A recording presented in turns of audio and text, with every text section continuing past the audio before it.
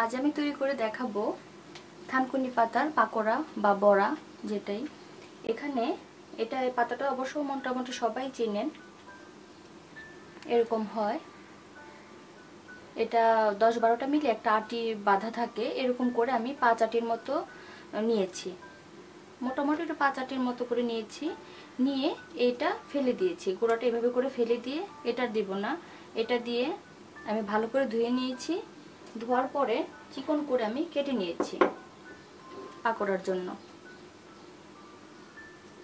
এখানে আমি কুচি করার পরে এখানে 1 কাপ হয়েছে, মেজারমেন্ট কাপের 1 কাপের মতো হয়েছে। আমি 1 কাপ পরিমাণ মসুর ডাল ভিজিয়ে রেখেছিলাম।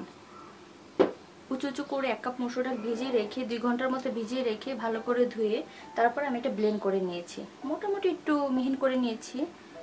এখন আমি এটাতে সাথে যা যা মিক্স করব তা আমি দেখিয়ে দিচ্ছি। একটা বোলে 1 কাপ পরিমাণ আমি পেঁয়াজ কুচি নিয়ে নিব।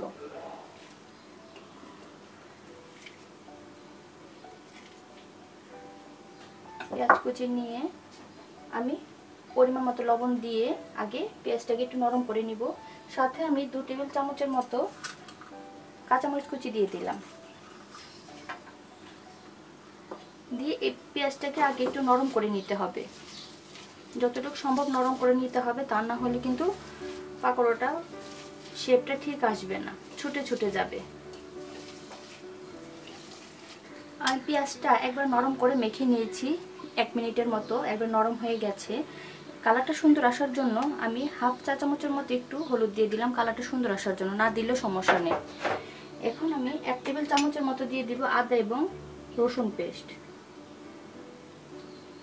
হাফ চা চামচের মতো দিয়ে দিব জিরে গুঁড়ো। আমি এখানে যে পাতাটা আছে সেটা এখন দিয়ে দিব, এক এক করে দিতে থাকবো, তারপর আবার ভালো করে মিক্স করব। ডাল বাটাটা দিয়ে দিব, 2 টেবিল চামচের মতো দিয়ে দিব বুটের ডালের বেসন যেটা সেটা, 2 টেবিল চামচের মতো দিয়ে দিব চালের গুঁড়ো, আতপ চালের গুঁড়ো। এগুলো এখন আমি ভালো করে মিক্স করব। এখানে আমি যা যা দিয়েছি তা যে হুবহু সব দিতে হবে তা না। অনেক সময় দেখা যায় চালের গুঁড়ো ঘরে থাকে না, না দিলে সমস্যা নেই, কর্নফ্লাওয়ার দিলে চলবে। অনেক সময় দেখা যায় বুটের ডালের বেসনটা ঘরে থাকে না, সেটা না দিলেও চলবে, সমস্যা নেই, কিন্তু মসুর ডালটা করলে বেশি ভালো লাগে। এখন এটাকে আমি ভালো করে মিক্স করে নেব। আর মরিচের ব্যাপারটা, যেটা ঝালটা, সেটা নিজেদের উপরে, মরিচের কম বেশিটা আপনারা করতে পারেন। এখন এটা আমি ভালো করে মিক্স করে 10 মিনিটের জন্য রেখে দেব।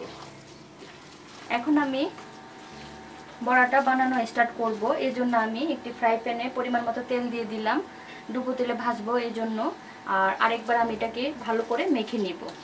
হলুদটা দেওয়ার কারণে কিন্তু কালারটা সুন্দর আসছে, লবণটা দেখে নেবেন।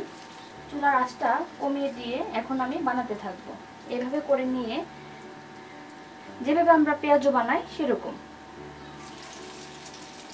চুলার আঁচটা কমিয়ে দিতে হবে, তারপর এক এক করে দিয়ে দিতে হবে আস্তে করে।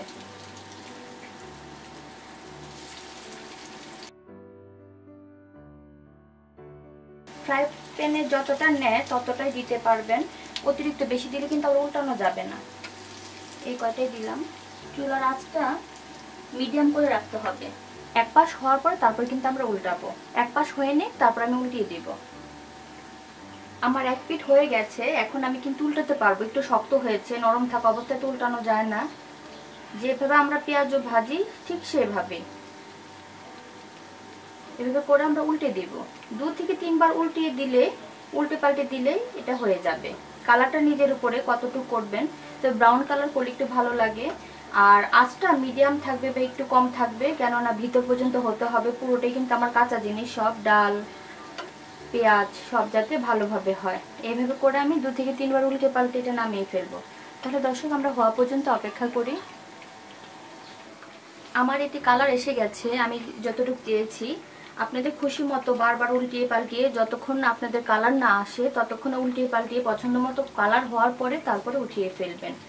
আর ফিনিশিংয়ে অর্থাৎ লাস্টে এসে কিন্তু একটু দাঁড়িয়ে থেকে উল্টাতে পাল্টাতে হবে, তা না হলে কোথাও বেশি কালার হয়ে যাবে, কোথাও কালার হয় না, এরকম আর কি। ঘুরিয়ে ঘুরিয়ে ঘুরিয়ে ঘুরিয়ে উল্টিয়ে পাল্টিয়ে দিতে হবে এভাবে করে। আমার কালার এসে গেছে, এখন আমি এটা নামিয়ে ফেলবো।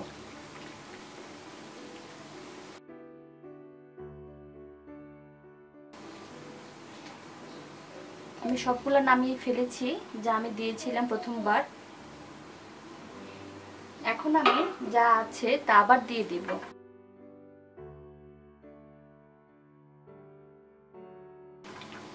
তাহলে দর্শক, তৈরি হয়ে গেল আমার থানকুনি পাতার পাকোড়া বা বড়া।